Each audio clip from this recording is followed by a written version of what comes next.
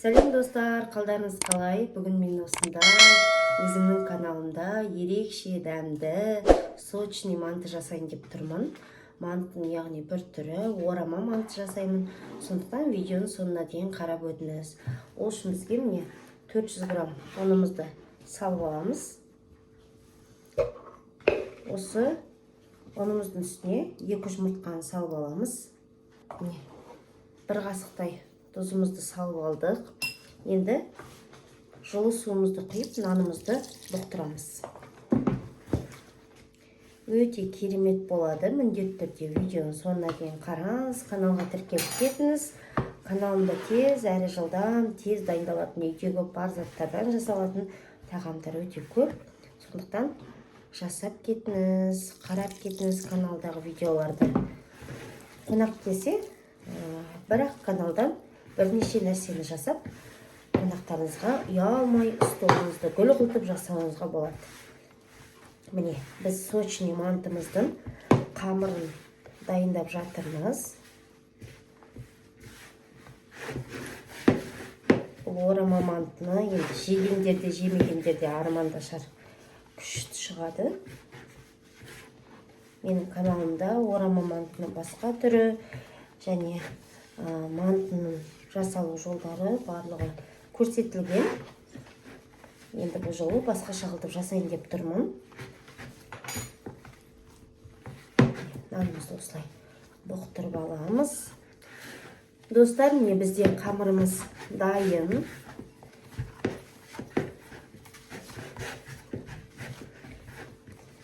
Қазір мен 2 қамыр дайындаймын. Біреуі мантыға, біреуі орамаға. Мантыны жасағандықтан мен ол түрін көрсетпей қояйын. Түсінікті. Каналымда бар. Қарап өтсеңіздер болады. Міне мына ораманың қамыры. Осылай әдемі болып бұқтырып болды.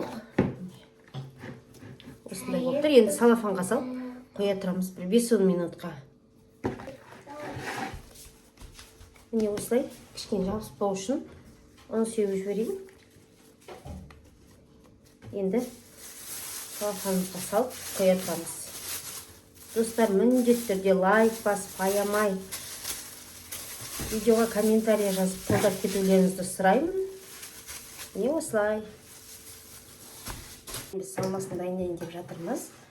Ол үшін бізге осылай жуаларды ашып, тазалап алдық. Көз ашымауымыз үшін мұздай сумен жуып алдық жуаларымызды. Енді осылай ұсақтап, турап, тұзын бұршын салып, үстіне фаршын салып, әдемі сініп тұрсын деп дайындайын деп жатырмыз. Міне, барлығын көрсетпей қойайын, түсінікті деп ойлаймын, видеоны созбай қойайын. Міне достар, мен 4 жуаны осылай ұсақтап турап алдым. 2 жуаны қазір бетіне подливке алып қалдым. Енді осы жуамыздың үстіне 1 шай қасықпен тұзымызды толтырып салып аламыз.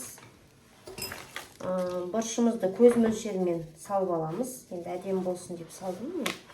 2 қасықтан артық салынбайды. Енді осы жуалардың барлығын осылай қолымызбен суын шығарып аламыз.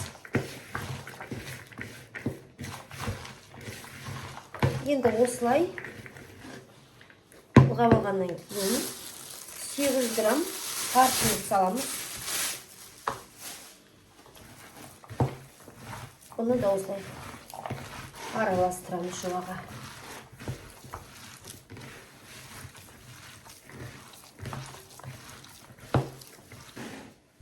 Тұзы, бұршы, барлығы сініп тұрсын деп осылай жасап алдым. Енді қазір бетіне картошканы ұсақтап турап саламыз. Біздің үйдегілер, балалар да, жолдасым да, өзіміз де осылай картошка қосқанды жақсы көреміз. Сіздер енді картошка қоспай, дәл осылай жасасаңыздар да болады. Өз қалауларыңыз бойынша жасайсыздар. Осындай мен орташа 4 картошка ашып алдым. Енді осы картошкаларымызды турап, кубиктап, фаршымыздың бетіне салатын боламыз.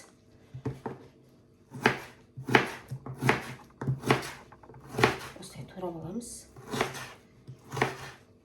Енді манты деген күшті болады, сочный болады. Шуасында аз қосқан жоқпын, әдемі қостым. Сондықтан міндетті түрде жасап көріңіздер. Қамыры тез дайындалады. Ерекше енді өзімнен ет асқандан көрі негізі манты жасағанды өте жақсы көремін. Көрермендерім айтпаймын, бір қонақ келетін болса, фаршым дайын болса болды маған. Мантымды істеп жүгіремін ғой. Міне достар, барлық картошканы кубиктеп турағанды көрсетпей қояйын. Түсінікті деп ойлаймын. Міне осылай барлығын салып аламыз. Достар, міне мантываркамызды майлап жатып, мен мынаған май құюды ұмытып кеттім ғой, түсіндіріп жатып. Міне, енді тұзы бәрі сіңді.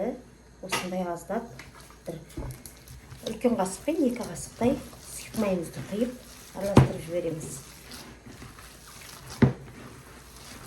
Мантымыз енді керемет болады. Міндетті түрде достар жасап көруді ұмытпаңыздар. Орама енді керемет. Осымен дәл сол ораманы 2-ші рет жасап тұрмын. Маған бір жасаған ұнап қалды. Бәріміз таласып жеп қойдық қой. Дәмі деген керемет шыққан. Не осылай. Алдыға орама мантыны жасауға кірісейік. Міне манағына қамырымыз жабысқан жоқ. Кішкене ұн сепкеннен кейін енді осылай ұнды сүйіп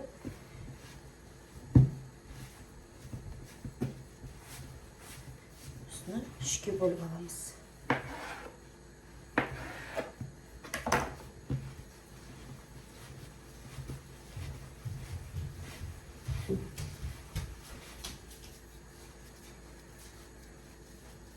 Осылай дөңгелекше жасайсыздар. Қамырымыз күшті болып тұр екен.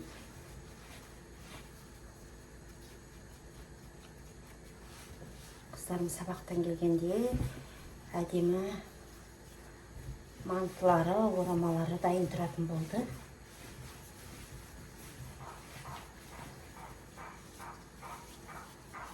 Міне осылай 3 бөлікке дайындап алдық. Достар, енді 2 қамырымызды сала тұрамыз.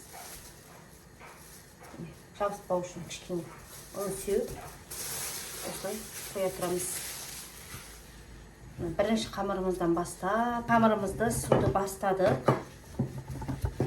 Осылай жұқалап сығаламыз. Еттің наны болсын, мен барлығын қолдан жасағанды жақсы көрем. Қазір бірақ дүкенде барлығы бар ғой. Готовый сатып алам десе, бірақ қолдікіне ешнәрсе жетпейтін сияқты. Өзі жасап, өзі істегенде. Жұқалап сып алдым. Енді ол бетіне сұйық майымызды жағып шығамыз.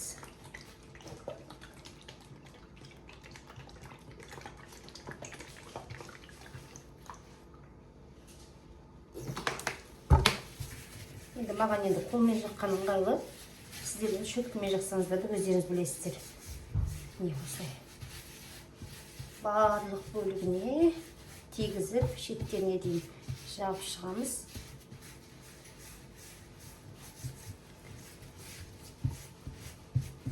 Енді осы қамырымызды 4-ке бөлеміз.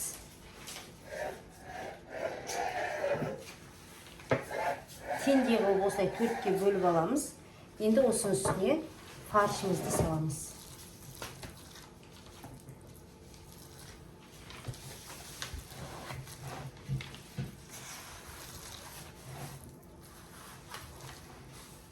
Осылай салып аламыз. Енді осы фарштың барлығын жазып аламыз. Біреуін көрсетейін енді достар. Қалған түсінікті деп ойлаймын.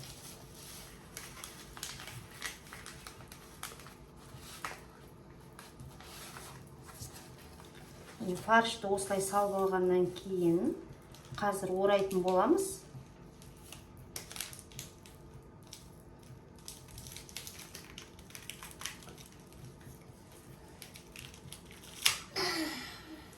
Ерке баран жаққа. Кішкентай қызым ұйықтап болғанда жасап алып жатырмын. Тоқасы ол тұрса жылап істеткізбейді. Осылай. Екінші бөлігіне де осылай жағып аласыздар. екі бөлігіне салып алдық. Енді осылай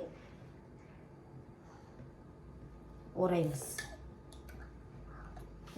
Дәл видеодағыдай мына ұшынан бастап орайсыздар.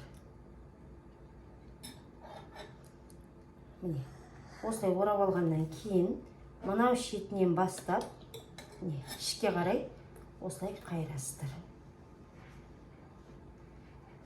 Мынау шетіне бұлай біріктіріп жібересіздер.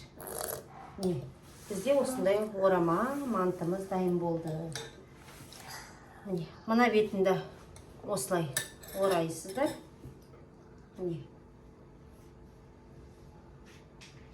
Достар, міндетті түрде жасап көріңіздер, өте керемет, дәмді шығады. Таласып тұрып жеп қоятын боласыздар. Осылай.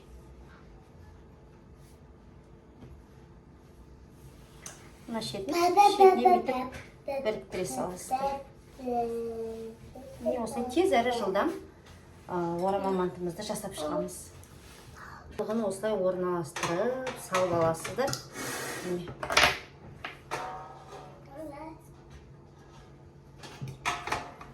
Мантымызды салып қойдым. 45 минутта дайын болады. Қалай піскенін бірге көретін боламыз. Видеоның соңына дейін қараңыз. Бүгін осындай әдемі орама жасадым. Видеоның соңына дейін көрген жандар болатын болса, жасалу жолы өте оңай. Каналға тіркеліп, лайк басып, комментарий қалдыруды ұмытпаңыздар. Мен сіздерден қолдау күтем. Енді қазір ортасының қалай піскенін бірге көретін боламыз сіздермен. Біреуін алып алайық. Ыстық болып тұр енді. Жаңаған алдым.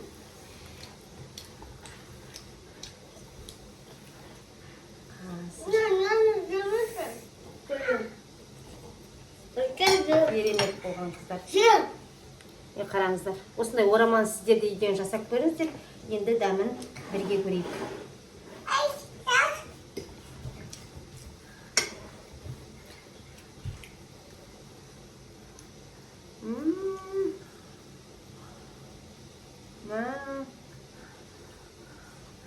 Күшті достар. Не көрдіңіздер ма? Біз май жақтық қой. Міне жеке-жеке түсіп жатыр міне. Біздің айналдырдық қой. Жақынан бір көрсетейін міне. Кез келген қонақтарыңыз болсын, отбасыларыңызға болса да, осылай жасап беріңіздер. Керемет осындай ораманы рецептімен бөлістім. Жуан осылай қуырып алдық, әдемілеп тұр. Енді ортасына осылай салып, батырып жейтін боламыз. Алдыңғы мантыларда мен ораманы басқа түрлерін жасағанда бәріне жуан мен томат қосқан болатынмын. Осы жолы осылай жасадым. Кез келген қонақтарыңызға ұялмай қойсаңыздар да тез желініп қалатын ораманы рецептімен бөлістім. Каналға тіркеліп, лайк басып, комментарий жазып қолдап кетуді ұмытпаңыздар. Келесі кездескенше сау болыңыздар.